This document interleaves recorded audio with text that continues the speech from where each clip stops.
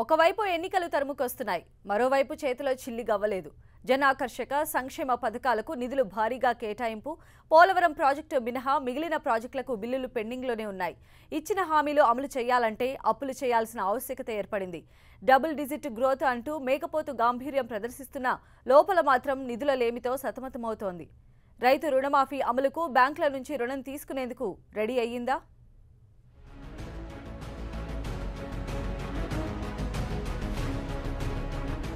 తెలుగుదేశం పార్టీని అధికారంలోకి తీసుకొచ్చిన ముఖ్యమైన హామీ రైతు రుణమాఫీ.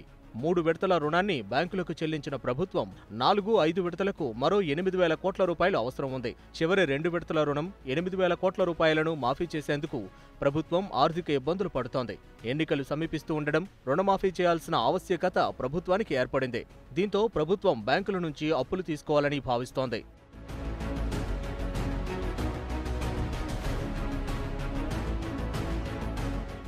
ఆంధ్ర బ్యాంక్, విజయ బ్యాంక్, ఇండియన్ బ్యాంకులు కన్సార్టియంగా ఆంధ్రప్రదేశ్ సర్కార్కు 8,000 కోట్లు ఇచ్చేందుకు సంసిద్ధత వ్యక్తం చేశాయి. రైతు సాధికార సంస్థ ద్వారా రుణాన్ని రాష్ట్ర ప్రభుత్వం తీసుకోవాలని నిర్ణయించుకుంది. ఇందుకోసం గతంలో ఎన్నడూ లేని విధంగా 8.66% వడ్డీ చెల్లించేందుకు రెడీ అయింది. ఈ వడ్డీ తలకు మించిన భారమైన ఎన్నికల సమయం కావడంతో తప్పని పరిస్థితుల్లో బ్యాంకుల నుంచి రుణం తీసుకుంటోంది ఏపీ సర్కార్. పూర్తి స్థాయిలో రైతు రుణమాఫీ చేసి రైతులను ఓట్లాడగాలని డిసైడ్ అయింది తెలుగుదేశం పార్టీ. మార్చి మొదటి వారంలోపు పూర్తి స్థాయిలో రుణం మాఫీ చేయాలని సర్కార్ భావిస్తోంది.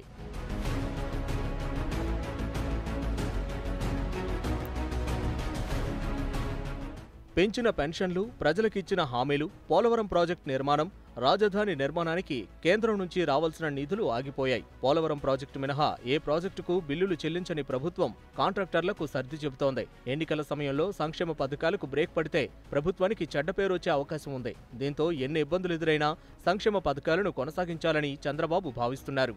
రైతు రుణమాఫీ మొత్తాన్ని బ్యాంకులకు చెల్లించి ఓట్లాడగాలని డిసైడ్ అయ్యారు సీఎం చంద్రబాబు.